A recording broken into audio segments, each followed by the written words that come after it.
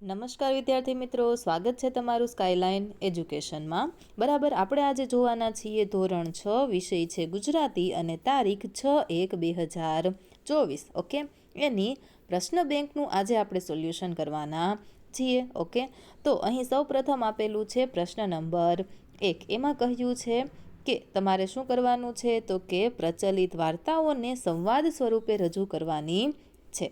તો અહીં પહેલું આપેલું છે પપ્પાની વાર્તાને આધારે શું કરવાનું, તો કે મિની અને તેના પપ્પા વચ્ચે થયેલી વાતચીતને સંવાદ સ્વરૂપે લખો. આના તમને કેટલા ગુણ મળશે? 5 ગુણ. અને અહીં ટોટલ 8 ટોપિક આપેલા છે, એમાંથી તમને કોઈ પણ એક પૂછવામાં આવશે. બરાબર, આપણે આના લેખિતમાં જવાબ આપણી ટેલિગ્રામ ચેનલ ઉપર મૂકી દઈશું, એ તમે જોઈ લેજો.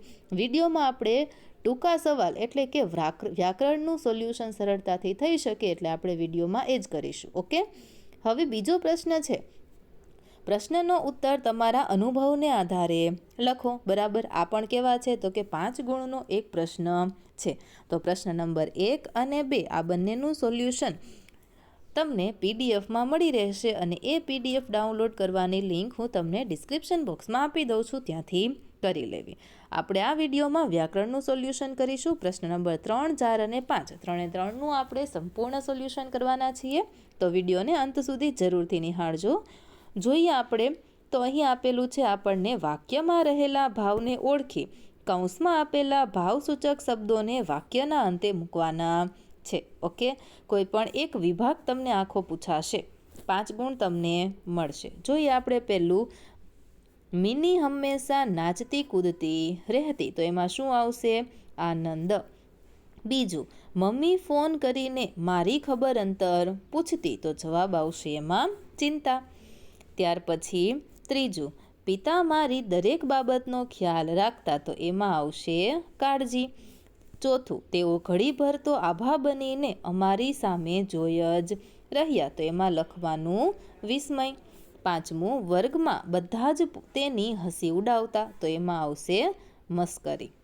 એવી રીતે વિભાગ બીનું સોલ્યુશન કરીએ, તો પહેલું, શું કરવું ને શું ન કરવું એ જ ખબર પડતી ન હતી, તો એમાં આવશે બેચેની.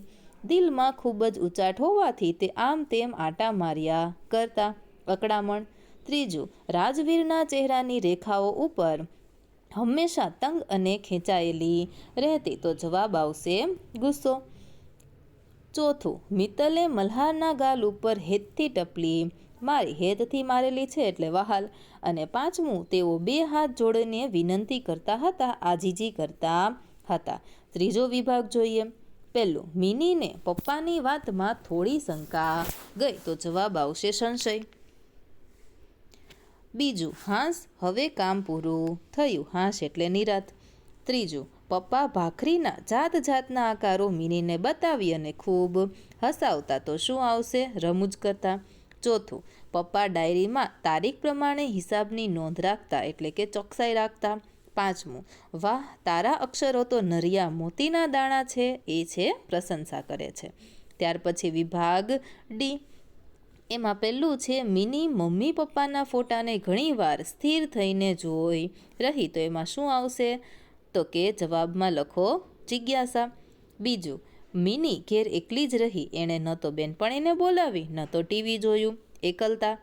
ત્રીજું, પલકે મેળામાં જવું છે એટલે જવું છે તેવી હઠ લીધી એટલે કે જીદ લીધી.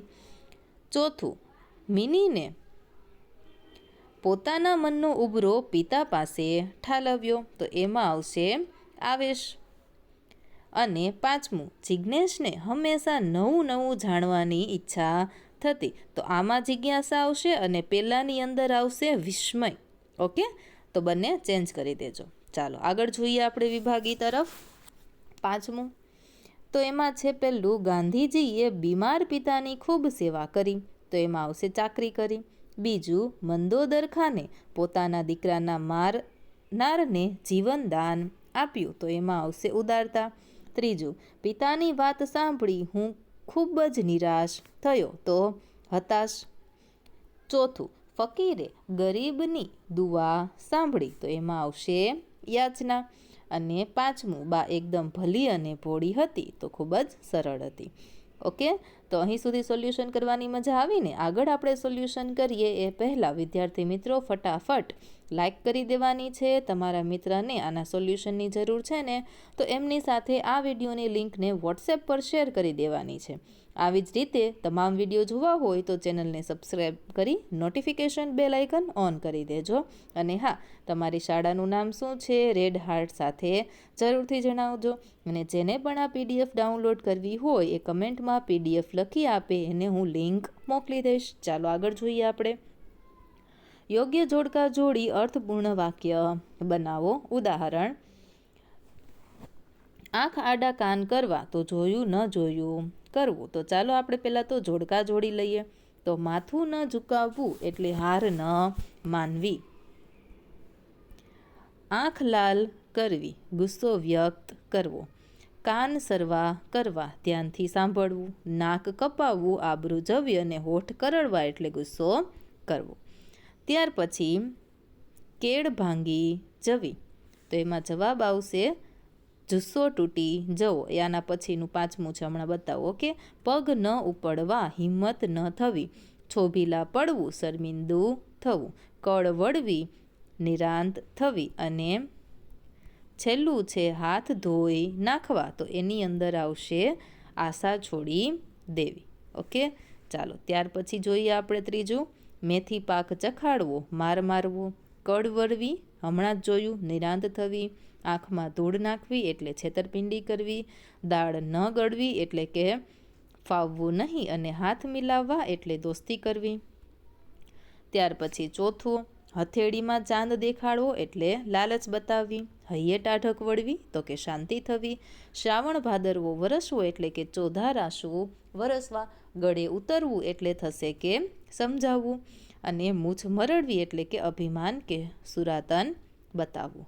ત્યાર પછી છેલ્લું, પેટનું પાણી ન હલવું એટલે કે કશી અસર ન થવી. એકના બે ન થવું એટલે કે વાત પર મક્કમ રહેવું. પગે પાંખો ફૂટવી એટલે કે ખૂબ જ ઉત્સાહમાં આવી જવું. લોઢાના ચણા ચાવવા એટલે કે અત્યંત મુશ્કેલ કામ કરવું. ગળે ડૂબો બાજી જવો એટલે ગળગળા થઈ જવું. બરાબર. ચાલો આગળ વધીશું આપણે પ્રશ્ન નંબર 5 તરફ. એ પહેલાં હજુ જે વિદ્યાર્થી મિત્રોએ લાઇક નથી કર્યું એ લાઇક કરી દેજો. શેર કરવાનું બાકી હોય એ બધા જ મિત્રો પોતાના ધોરણના વિદ્યાર્થીઓ સાથે આ વિડીયોને શેર કરી દેજો. બરાબર, વોટ્સએપ પર. અને હા, સબસ્ક્રાઈબ કરવાનું બાકી હોય તો ફટાફટ સબસ્ક્રાઈબ કરી લેજો અને કમેન્ટ કરવાનું ભૂલશો નહીં. પ્રશ્ન નંબર 5 આપેલું છે, ક્રિયાનો કરનાર અને ક્રિયા દર્શાવનાર પદને ઓળખવાના છે. ઉદાહરણ જોઈ લઈએ. હું વડીલો પ્રત્યે આદર રાખીશ. તો ક્રિયાને કોણ કરે છે? હું. અને ક્રિયા દર્શાવનાર પદ કોણ છે? આદર રાખીશ. એવી રીતે હું ટીક કરતી જાઉં છું, તમારે એ પ્રમાણે લખવાનું. મધમાખી પુષ્પો પરથી મધુર રસ એકઠો કરે. તો કરતા મધમાખી અને મધુર રસ એકઠો કરે એ શું છે? ક્રિયા દર્શાવનાર પદ. ચાલો. પપ્પા મિનીને હસાવવા માટે પ્રયત્ન કરતા હતા. તો પપ્પા અને પ્રયત્ન કરતા હતા. ત્રીજું, મમ્મી પપ્પાના ફોટાને ટીના આશ્ચર્યથી જોઈ રહી. તો ટીના ક્રિયા કરનાર છે, આશ્ચર્યથી જોઈ રહી એ પદ છે. ચોથું, ડૉક્ટર પરેશભાઈનું મોં તપાસે છે. તો ડૉક્ટર અને તપાસે છે. ત્યાર પછી સંજય પાના ઉથલાવ્યા. છઠ્ઠું છે, ટીકુએ ટીકળ કરી. સાતમું, ઝવેરચંદ મેઘાણી પુસ્તક લખ્યું. આઠમું, કસ્તુરબા હસીને બોલ્યા. નવમું, દાદીમાએ વાર્તા કરી. ઓકે, એટલે આ શું છે? બધા કરતા છે અને આ છેલ્લે છે શું છે? ક્રિયા છે. એ રીતે લખતા જજો. ઓકે. 10મું, રવિશંકર મહારાજ અને ક્રિયા છે ઉપવાસ. હું કરતા જાઉં છું ક્રિયા. વિદ્યાર્થીઓ કરતા વાર્તા સાંભળી શાંતિથી એ ક્રિયા. મેહુલ નાટકમાં મંદોદરી બન્યો. તો મેહુલ કરતા છે, બન્યો હતો એ ક્રિયા છે. એવી રીતે આગળ તમને ઘણા સવાલો આપેલા છે. ઓકે. 25 આમાંથી કોઈ પણ 5 તમને પૂછાશે. તમે એ શું છે? તો કે કરતા અને જાઓ એ ક્રિયા. વિડીયોને લાઇક કરો, શેર કરો અને કમેન્ટ કરવાનું ભૂલશો નહીં. સબસ્ક્રાઈબ કરી અને નોટિફિકેશન બેલ આઇકન ઓન કરી દેજો. આ વિડીયોને અંત સુધી જોવા માટે તમારો ખૂબ ખૂબ આભાર.